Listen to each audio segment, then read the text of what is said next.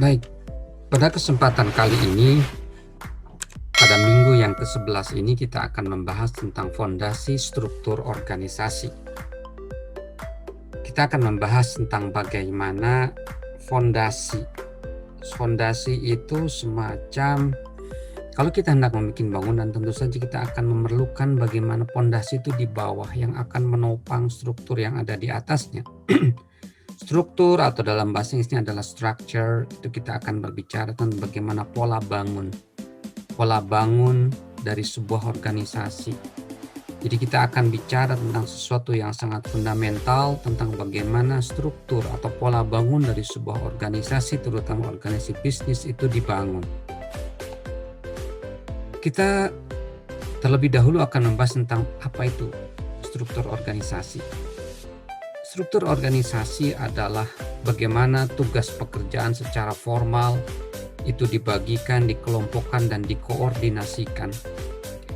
Jadi bagaimana sebuah bangunan organisasi itu muncul yang dilatar belakangi oleh bagaimana tugas pekerjaan yang ada di dalam organisasi tersebut di-share, dibagikan secara formal, kemudian dikelompok-kelompokkan, dan kemudian dikoordinasikan di dalam kelompok-kelompok tersebut. Ketika kita hendak membangun sebuah atau mendesain sebuah struktur organisasi, maka ada 7 elemen kunci yang harus kita sangat perhatikan ketika kita hendak mendesain sebuah struktur perusahaan, sebuah struktur organisasi bisnis. Yang pertama adalah spesialisasi pekerjaan, yang kedua adalah departementalisasi atau bahasa Inggrisnya departmentalization, bagaimana kita membentuk sebuah departemen.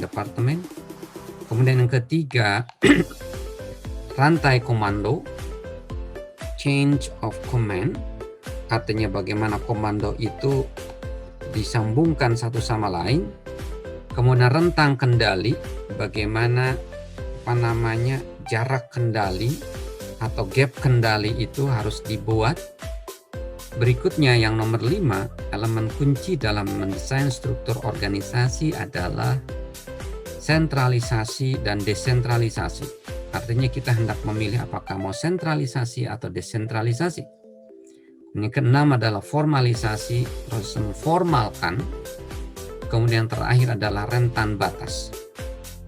Baik, kita bahas satu persatu bahwa elemen kunci dalam mendesain struktur organisasi, terutama organisasi bisnis, itu adalah terkait dengan spesialisasi pekerjaan. Dalam spesialisasi pekerjaan atau pembagian kerja itu digambarkan di mana kegiatan dalam organisasi itu dibagi ke dalam pekerjaan-pekerjaan yang terpisah. Beberapa langkah dan masing-masing diselesaikan oleh individu yang berbeda.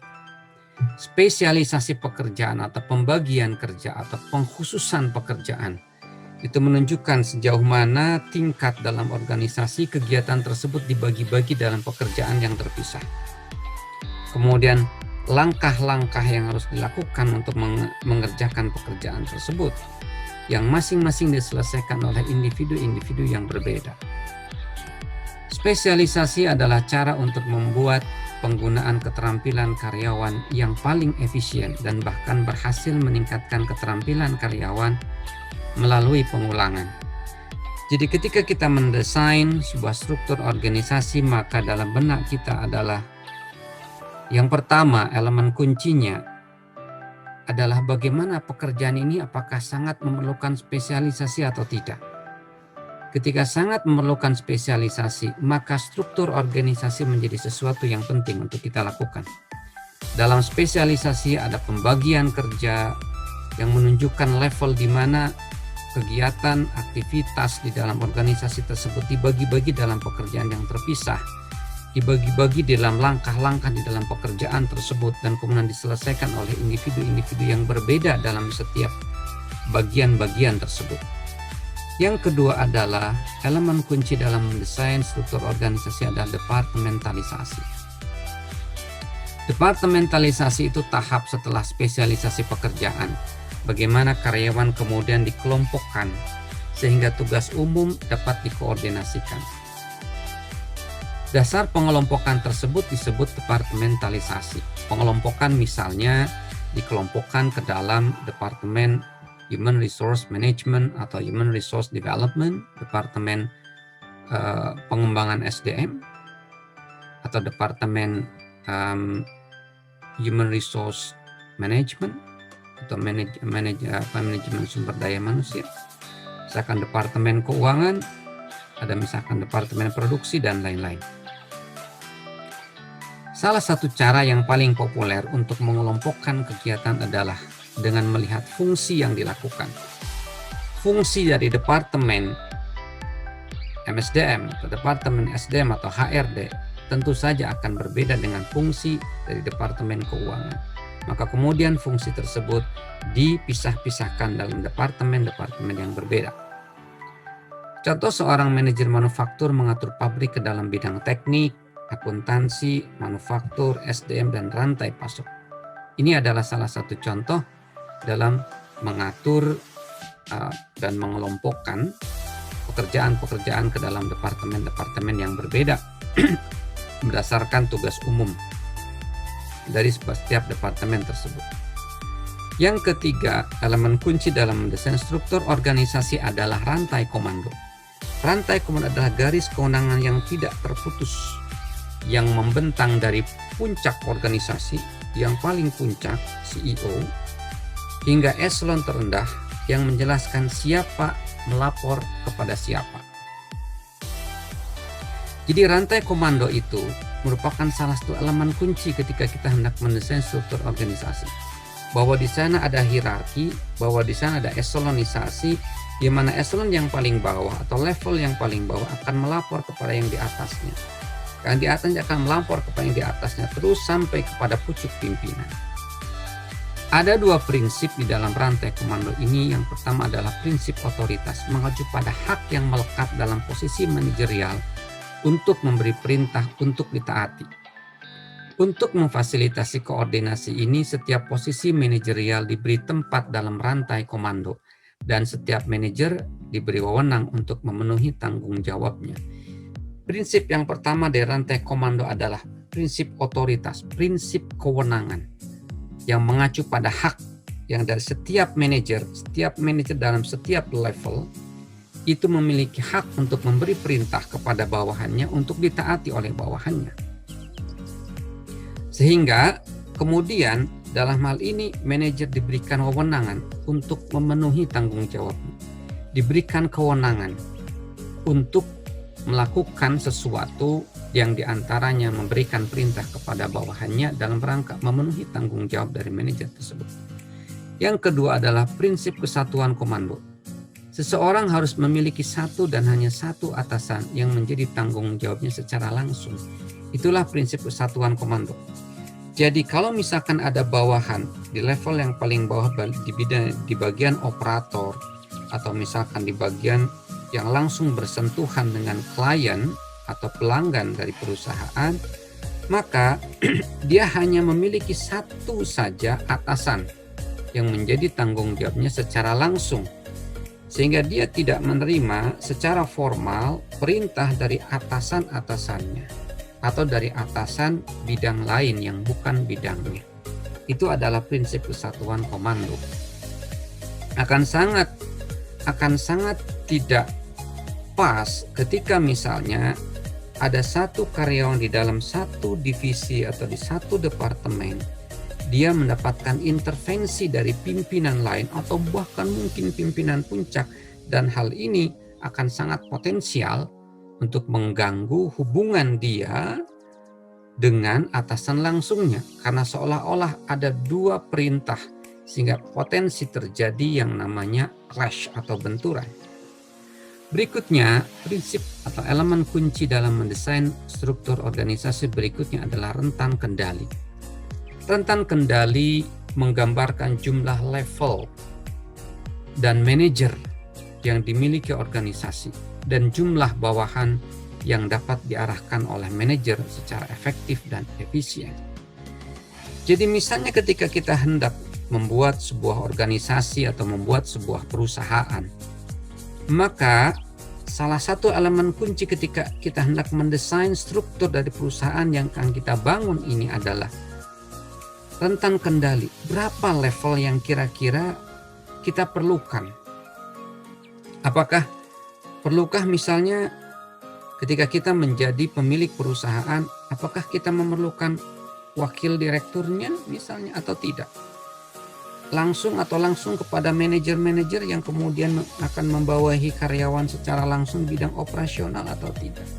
Nah, itu kita akan berbicara tentang rentan kendali, rentang to range, kira-kira batasnya atau jaraknya atau lebarnya itu akan seperti apa, atau mungkin turunannya ke bawah itu akan seperti apa kendali yang akan kita bangun. Semakin lebar atau besar rentang kendali, semakin sedikit level dalam struktur. Semakin banyak karyawan di setiap level, semakin efisien organisasi tersebut. Artinya begini, ketika rentan kendali itu semakin besar, semakin lebar, ya, kemudian semakin sedikit level dalam struktur, artinya strukturnya tidak sampai banyak ke bawah, dan semakin banyak karyawan di setiap level, artinya semakin banyak karyawan di setiap level ini, maka semakin efisien organisasi tersebut. Akan tetapi ketika misalnya rentan kendalinya udah lebar kemudian mendalam ke bawah, maka relatif efisiensi itu akan tergadaikan. Namun kembali, hal ini bergantung kepada tingkat kebutuhan dari perusahaan dalam membangun rentan kendali mereka. Selanjutnya, elemen kunci dalam mendesain struktur organisasi berikutnya adalah sentralisasi dan desentralisasi. Sentralisasi itu artinya sebuah pemusatan. Pemusatan, sementara desentralisasi itu adalah penyebaran. Sentralisasi mengacu pada sejauh mana pengambilan keputusan terkonsentrasi pada satu titik dalam organisasi. Artinya, keputusan-keputusan terkait dengan masalah keuangan, terkait dengan masalah SDM dan seterusnya, di dalam sistem sentralisasi, maka pengaruh dari titik tersebut, katakanlah misalnya CEO-nya, atau direkturnya atau direktur utamanya, itu pengaruhnya sangat besar. Di sini dijelaskan dalam organisasi terpusat atau sentralisasi, manajer puncak membuat semua keputusan dan manajer tingkat yang lebih rendah hanya menjalankannya. Itu di dalam organisasi terpusat. Sehingga semuanya harus melapor kepada pusat ketika ada masalah dan nanti pusatlah akan menentukan kebijakannya. Itu adalah elemen sentralisasi. Di dalam sentralisasi ada deskripsi pekerjaan yang eksplisit, banyak aturan dan prosedur yang jelas yang mencakup proses kerja. Dan aturan-aturan ini dikeluarkan oleh manajemen puncak. Itulah sentralisasi. Sekarang, elemen kunci dalam sentralisasi dan desentralisasi berikutnya adalah desentralisasi, mengacu pada pengambilan keputusan yang dialihkan ke manajer yang paling dekat dengan pekerjaan atau kelompok kerja. Dalam desentralisasi, perilaku kerja relatif tidak terprogram dan karyawan memiliki banyak kebebasan untuk menerapkan diskresi atau kebijaksanaan atau pilihan dalam pekerjaan mereka yang dianggap oleh karyawan tersebut paling tepat untuk dia lakukan. Jadi desentralisasi merupakan lawan dari sentralisasi. Kalau sentralisasi dipusatkan, desentralisasi itu disebarkan. Pengambilan keputusan dipindahkan kepada manajer-manajer yang paling dekat dengan pekerjaan atau kelompok kerja.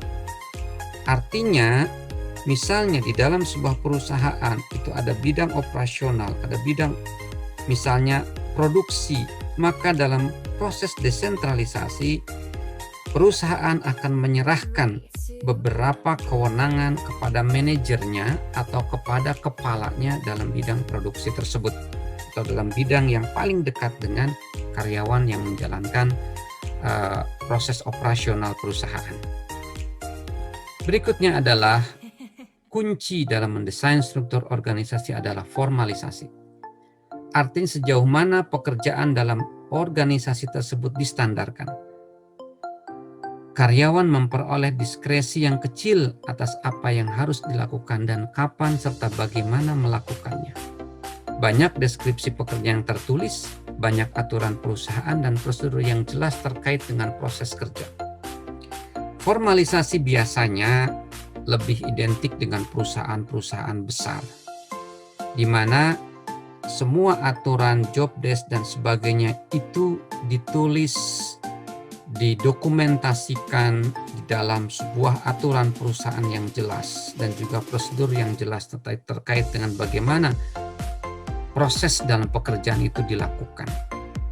Elemen kunci dalam mendesain struktur organisasi yang keenam itu adalah formalisasi.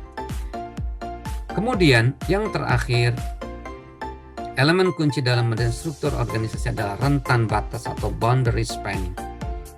Boundary spanning atau rentan batas terjadi ketika individu membentuk hubungan dengan orang-orang di luar kelompok atau di luar departemen yang ditugaskan kepadanya secara formal.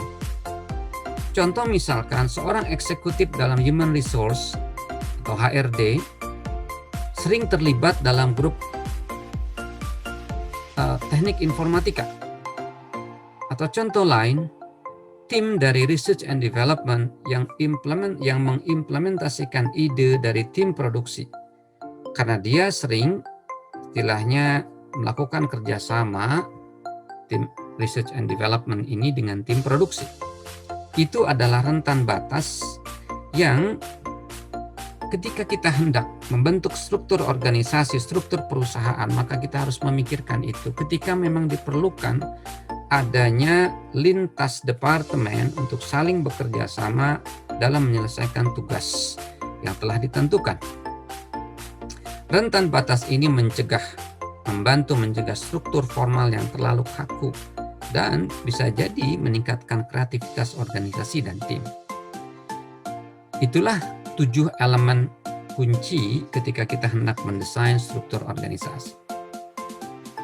Sekarang kita akan berbicara tentang kerangka dan struktur organisasi. Yang pertama kita akan membahas struktur organisasi yang umum terlebih dahulu.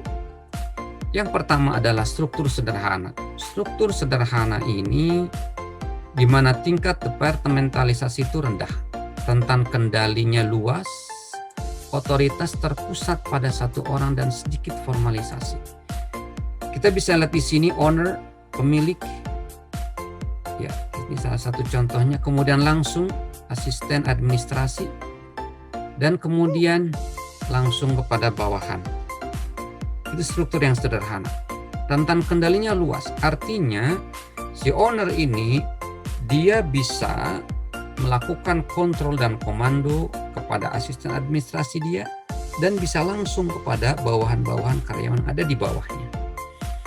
Struktur sederhana ini identik dengan perusahaan-perusahaan UMKM di mana atau perusahaan startup di mana jumlah orangnya tidak begitu banyak dan kemudian pekerjaan yang dilakukannya tidak begitu kompleks.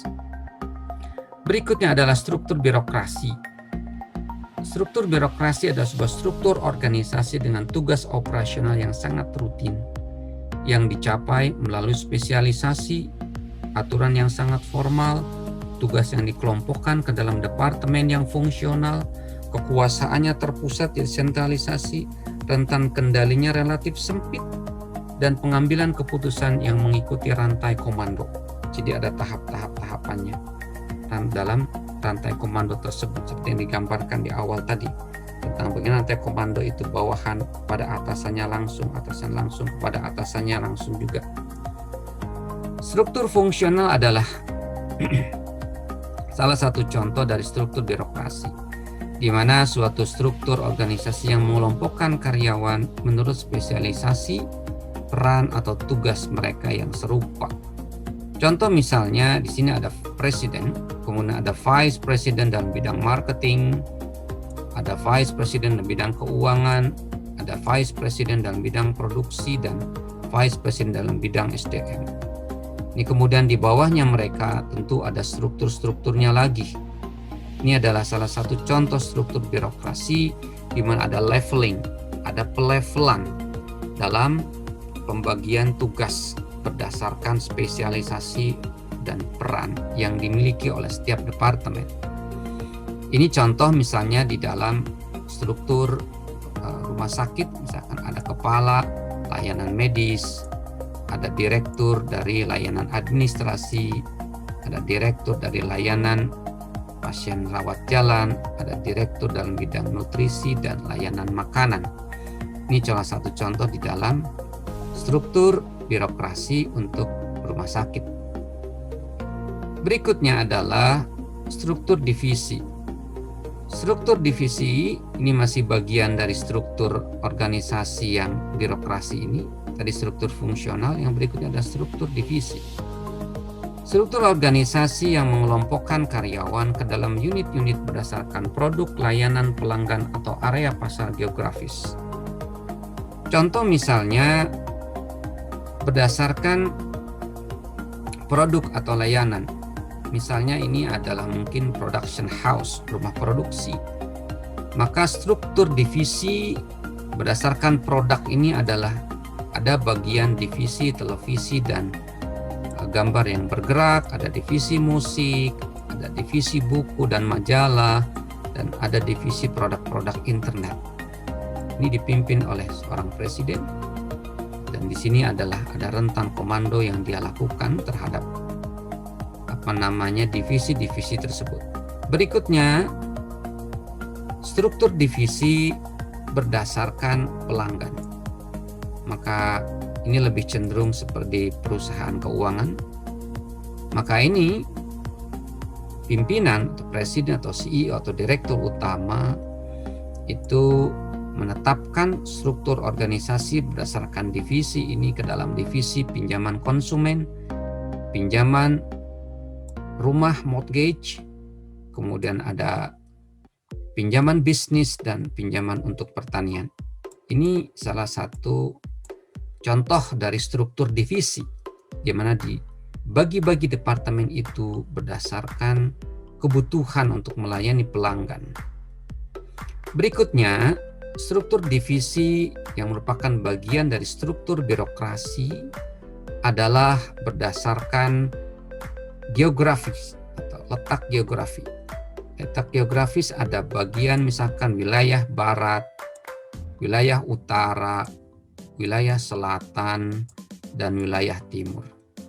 Ini berdasarkan cabang-cabang dari perusahaan yang tersebar secara geografis.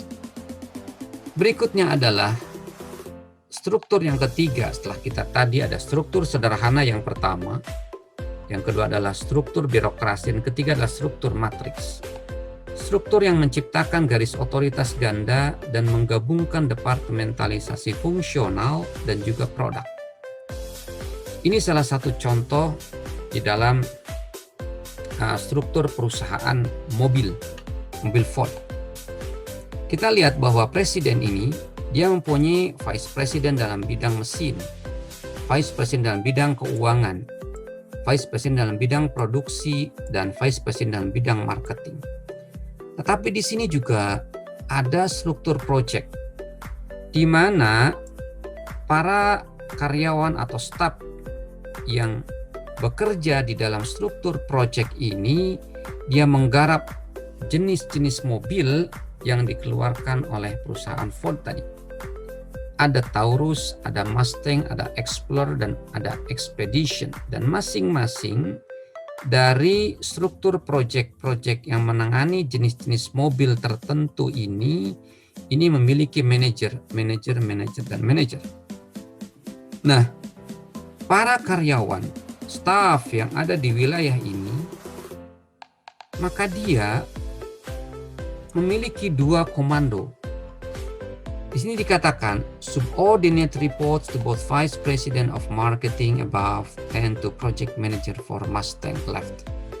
Ambil contoh misalkan staf yang ada di sini. Maka dia akan melapor baik kepada Wakil Presiden dalam bidang marketing maupun dia juga melapor kepada Project Manager untuk kategori mobil Mustang. Seperti itu. Ini adalah struktur matriks di mana ada otoritas ganda yang menggabungkan departementalisasi fungsional yang ini dan juga produk, ya, dan departementalisasi produk ini, produk dari mobil-mobil yang dikeluarkan oleh Ford yang ada 4 jenis dalam gambar ini. Itu adalah struktur matriks. Berikutnya ada alternatif struktur pilihan. Ya. Alternatif struktur pilihan diantaranya adalah struktur virtual, yakni sebuah organisasi inti kecil yang mengalihdayakan fungsi bisnis utama, mengoutsourcingkan atau mensubkontrakkan pekerjaan-pekerjaan kepada para pelaku-pelaku usaha yang lebih kecil. Struktur virtual itu sangat tersentralisasi dan sedikit atau tanpa departementalisasi. Kenapa? Karena spesialisasi pekerjaan itu sudah dialihdayakan kepada lembaga atau mungkin kepada pelaku usaha yang memang bidangnya memiliki spesialisasi yang diperlukan. Struktur virtual sangat tersentralisasi dengan sedikit atau tanpa departementalisasi. Contohnya misalnya sekarang banyak sekali perusahaan-perusahaan yang mensubkontrakkan pekerjaan-pekerjaannya. Ada misalkan dalam usaha konveksi di mana ada satu perusahaan yang dia mendapatkan order banyak misalnya dari pelanggannya untuk membuat jenis-jenis garment, maka kemudian subkontrakkan kepada para penjahit-penjahit. Jadi pekerjaan itu dialihkan kepada para penjahit dan model atau mekanismenya diantaranya adalah mereka atau si perusahaan menyediakan bahan baku dan kemudian diserahkan kepada para penjahit itu untuk menyelesaikannya. Terkadang para penjahit itu harus menyelesaikan dari A sampai Z sampai tuntas dengan dikontrol kualitasnya oleh si perusahaan. Ada yang separoh-separoh. Jadi proses produksi dilaksanakan sekian persen dan kemudian setelah selesai dialihkan kepada subkontraktor yang lain untuk menyelesaikannya sampai tuntas. Itu diantaranya dalam bidang garment dan juga dalam bidang usaha-usaha mebel seperti usaha rotan. Maka banyak eksportir untuk konteks Cirebon misalnya yang mensubkontrakkan pekerjaan.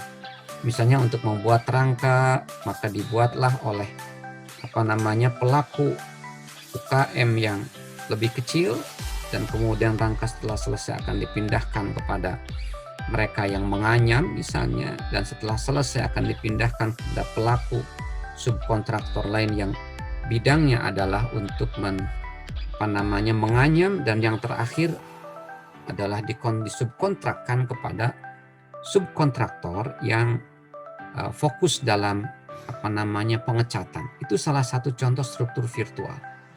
Keuntungannya apa? Fleksibilitas yang memungkinkan individu atau pihak perusahaan menghasilkan ide yang inovatif dengan sedikit uang untuk berhasil bersaing melawan organisasi yang lebih besar dan lebih mapan.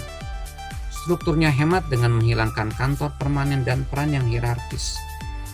Efisien memang karena si perusahaan tidak perlu untuk meng-hire, untuk mempekerjakan karyawan secara formal dengan dinamikanya hubungan dengan karyawan, dengan kompensasi yang harus diberikan, dan dengan praktek manajemen SDM-nya yang harus disediakan oleh perusahaan. Struktur virtual memang salah satu alternatif dan saat ini banyak dilirik oleh para pengusaha-pengusaha, walaupun tentu saja ada plus dan ada minusnya. Kemudian struktur tim adalah struktur yang menggantikan sistem departemen dengan tim yang diberdayakan. Contoh misalkan perusahaan Xerox mengembangkan produk baru melalui tim lintas disiplin yang bekerja pada satu proses daripada proses sempit dari tugas yang fungsional. Jadi instead of membuat sebuah struktur yang rigid dengan departementalisasi berdasarkan spesialisasi, maka lebih cenderung dibentuk tim yang dikoordinasikan oleh koordinator tim, yang tim ini akan bekerja untuk mengembangkan produk baru. Pertanyaannya, mengapa struktur itu harus berbeda? Mengapa struktur berbeda-beda? Dari satu perusahaan ke perusahaan lain itu berbeda-beda. Sebelum kita membahas itu, ada dua model struktur yang ekstrim dalam desain organisasi. Pertama adalah model mekanistik. Model mekanistik ini identik dengan birokrasi karena memiliki proses kerja yang sangat terstandarisasi, formalisasi tinggi, dan lebih banyak hierarki manajerial. Contohnya misalkan dalam struktur birokrasi tadi. Struktur birokrasi merupakan struktur yang kita naikkan ke atas terlebih dahulu.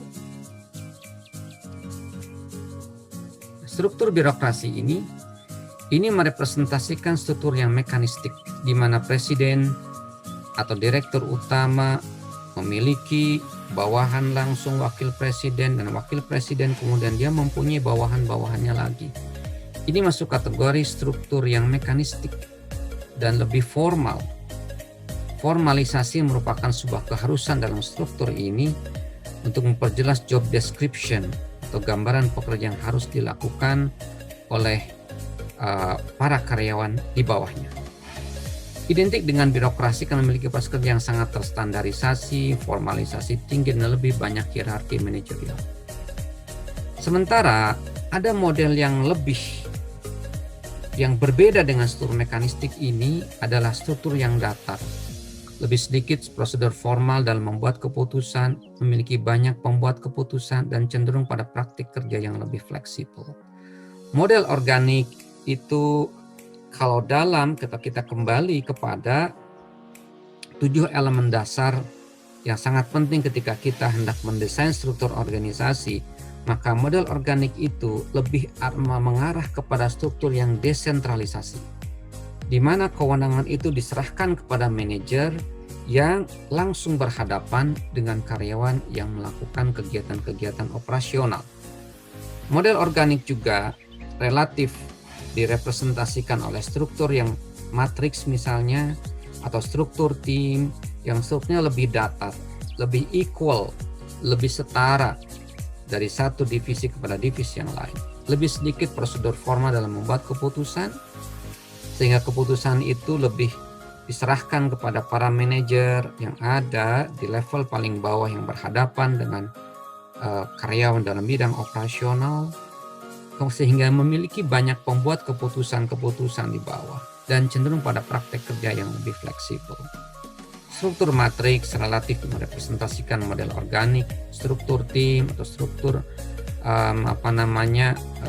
struktur tim itu adalah salah satu model organik yang strukturnya lebih datar, lebih sedikit.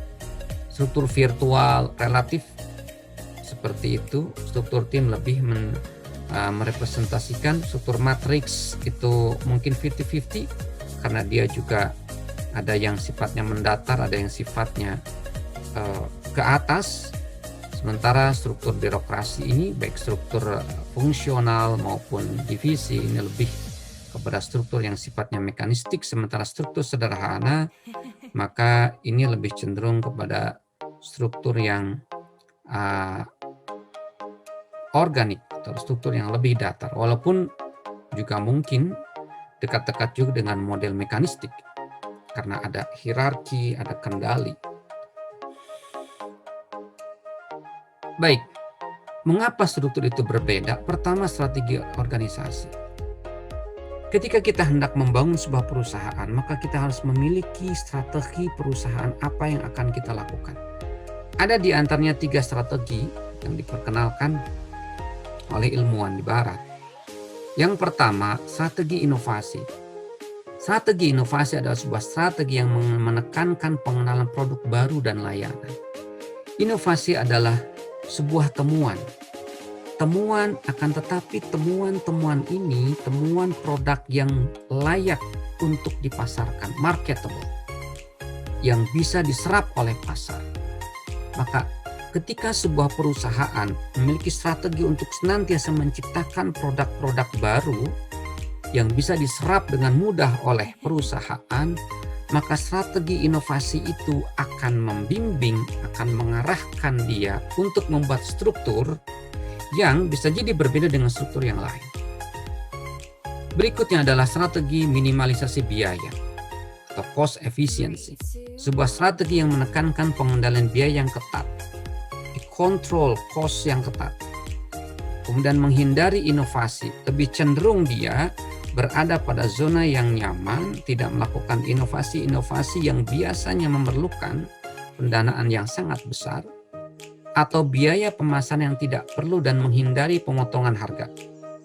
Jadi biaya pemasaran yang terlalu mahal akan dihindari oleh perusahaan yang mengambil strategi cost efisiensi.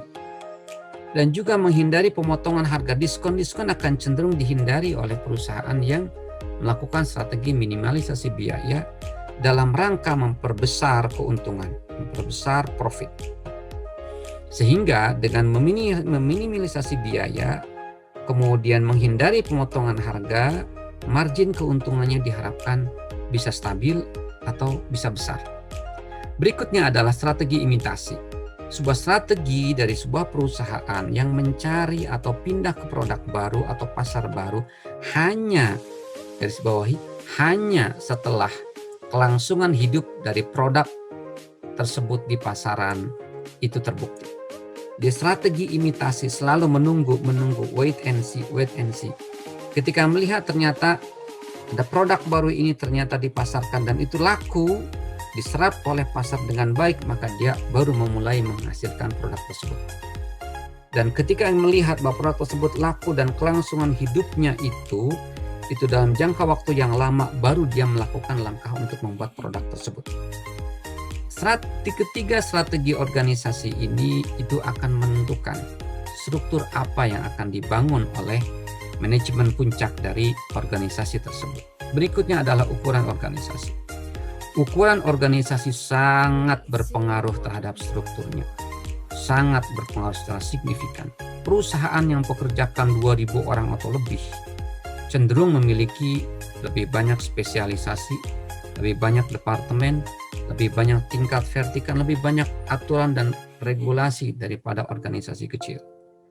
Perusahaan-perusahaan large enterprises yang karyawannya ribuan, otomatis ini akan berpengaruh pada ukuran organisasi, di mana untuk mengatur orang yang ribuan tersebut perlu adanya simpul-simpul komando-komando yang bisa mengkondisikan dan mengkoordinasikan orang-orang yang berbeda, dan sehingga ini akan menimbulkan atau memunculkan spesialisasi dan departemen yang lebih banyak.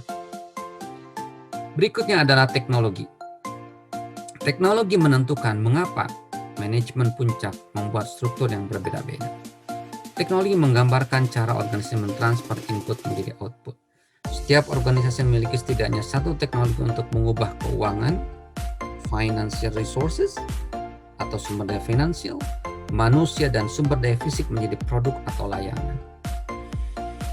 Ketika teknologi dikembangkan, itulah teknologi yang bisa meminimalisasi jumlah karyawan. Bisa jadi otomatisasi ini akan menciptakan struktur yang ramping, struktur yang lebih sedikit, karena banyak wilayah-wilayah pekerjaan, domain-domain pekerjaan yang harusnya digarap oleh SDM, sumber daya manusia, itu kemudian digantikan dengan teknologi.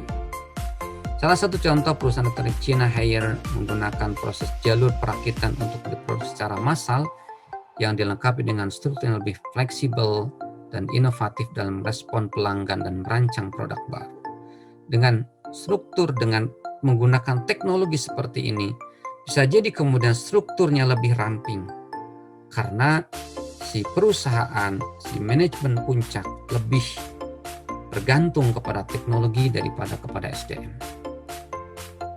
Berikutnya adalah alasan mengapa struktur perusahaan itu berbeda-beda adalah ditentukan oleh lingkungan. Lingkungan perusahaan mencakup lembaga atau kekuatan luar yang dapat mempengaruhi struktur perusahaan, seperti pemasok, pelanggan, pesaing, dan tekanan kelompok publik. Tekanan-tekanan eksternal, kelompok-kelompok eksternal, mungkin pemerintah kah, atau mungkin organisasi civil society misalnya. Lingkungan dinamis menciptakan ketidakpastian yang jauh lebih besar bagi para manajer daripada lingkungan yang statis. Lingkungan yang dinamis seperti zaman sekarang ini yang terus berubah dengan sangat cepat.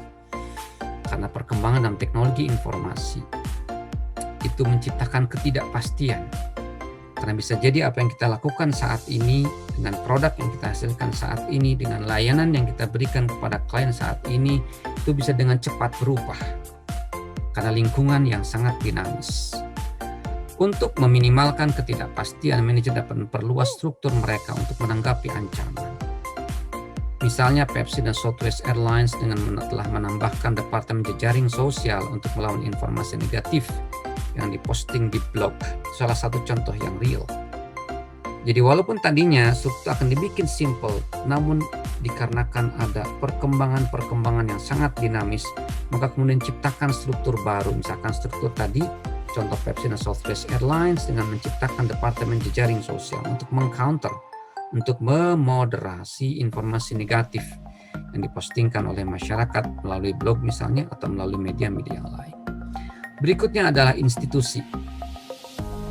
Institusi atau definisikan sebagai faktor budaya yang menyebabkan banyak organisasi memiliki struktur yang serupa, terutama faktor-faktor budaya yang mungkin tidak mendukung adaptasi perusahaan terhadap tuntutan kinerja bisnis yang baik.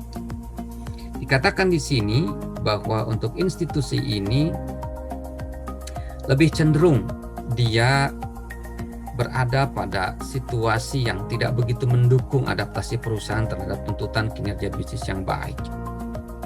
Contoh misalnya di dalam perusahaan BUMN misalnya atau BUMD, Badan Usaha Milik Negara atau Badan Usaha Milik Daerah. Karena ada tuntutan institusi misalkan aturan, perdanya atau undang-undangnya, maka relatif faktor institusi yang merupakan faktor eksternal ini relatif kurang mendukung adaptasi perusahaan. Karena ketika perusahaan hendak berubah, maka perusahaan atau manajemen puncak harus mengusulkan terlebih dahulu adanya perubahan aturan. Dan ini merupakan sebuah proses yang kompleks dan rumit. Di negara dengan jarak kekuasaan yang tinggi atau yang tingkat distance, power distance dalam bahasa Inggrisnya, power distance, jarak power kekuasaan itu tinggi, umumnya memiliki bentuk struktural dengan hubungan otoritas yang ketat karena dipandang lebih sah menurut budaya.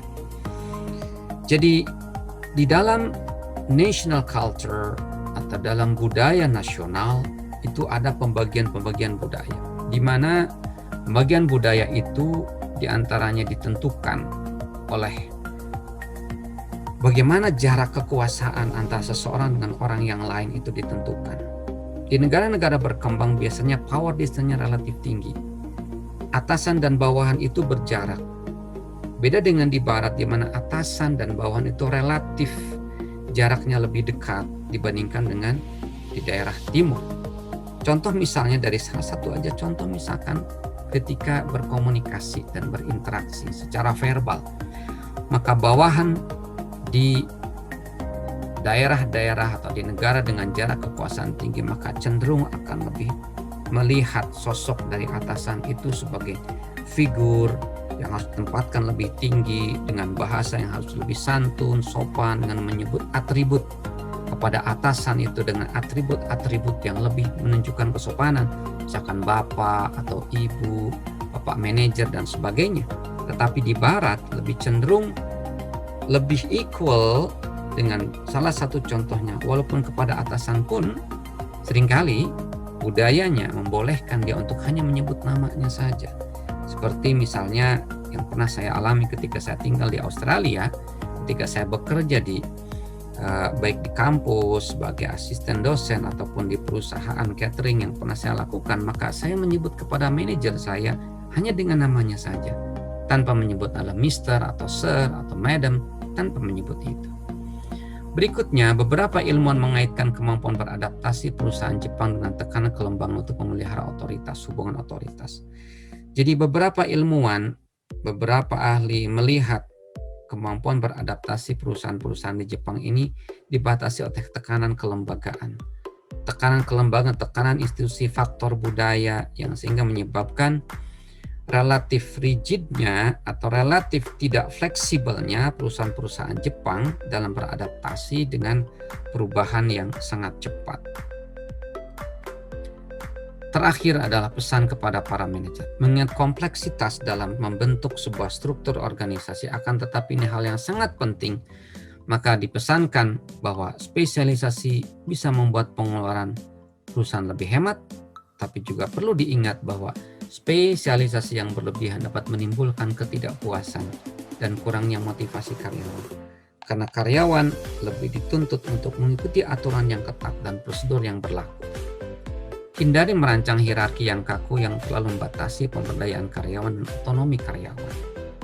Artinya diskresi dari karyawan itu lebih dibatasi dalam hierarki yang kaku.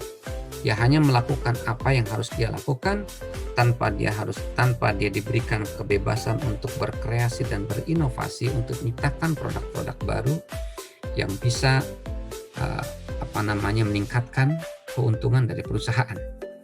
Seimbangkan keuntungan kerja jarak jauh dengan potensi kerugiannya sebelum menambahkan model kerja yang fleksibel ke dalam struktur organisasi. Contoh misalnya tadi misalnya model struktur yang sifatnya virtual. Di mana struktur virtual ini bisa jadi ada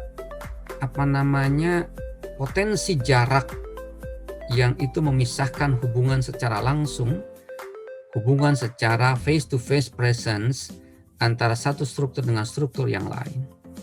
Tentu ada kelebihannya karena lebih hemat, lebih fleksibel, tetapi pertimbangkan juga kerugiannya. Rampingkan organisasi untuk mewujudkan penghematan biaya dan fokuskan perusahaan pada kompetensi inti. Perampingan ini dilakukan jika perlu, karena perampingan dapat menimbulkan dampak negatif yang signifikan pada karyawan. Merampingkan organisasi misalnya dengan mensubkontrakkan pekerjaan, itu memang mewujudkan penghematan biaya. Akan tetapi ketika kita hendak melakukan perampingan organisasi dengan salah satunya melakukan subcontracting pekerjaan kita atau outsourcing pekerjaan kita, maka fokuskan kepada kompetensi inti dari perusahaan. Jadi produk apa yang akan dihasilkan, layanan apa yang akan diberikan, itu merupakan kompetensi inti yang harus dipikirkan oleh perusahaan. Perampingan jika diperlukan boleh dilakukan dan itu bagus. Akan tetapi perampingan ketika menimbulkan dampak negatif pada karyawan, maka hal itu harus kemudian kita pikirkan ulang. Pertimbangkan langkahnya SDM, sumber daya. Pertimbangkan langkahnya sumber daya dan perkembangan serta kerumitan lingkungan. Dan seimbangkan antara struktur yang organik dan yang mekanistik saat mendesain struktur organisasi. Tentu saja bukan berarti struktur yang organik itu lebih bagus untuk semua konteks dan wilayah. Tentu harus kita sesuaikan dengan lingkungan, dengan kebutuhan perusahaan, dengan tingkat kompleksitas yang harus dihadapi perusahaan dalam menjalankan operasi bisnisnya. Itu harus dipertimbangkan. Mungkin struktur mekanistik akan tepat untuk dilakukan dalam wilayah-wilayah tertentu. Akan tetapi bisa jadi struktur yang sifatnya organik, yang lebih memberikan keleluasaan kepada perusahaan, kepada manajer yang di level yang paling bawah, itu bisa jadi juga tepat. Jadi perpaduan antara kedua struktur perusahaan, antara mekanistik dan organik, itu perpaduan yang harus kita pertimbangkan ketika kita hendak menyusun struktur organisasi atau struktur perusahaan.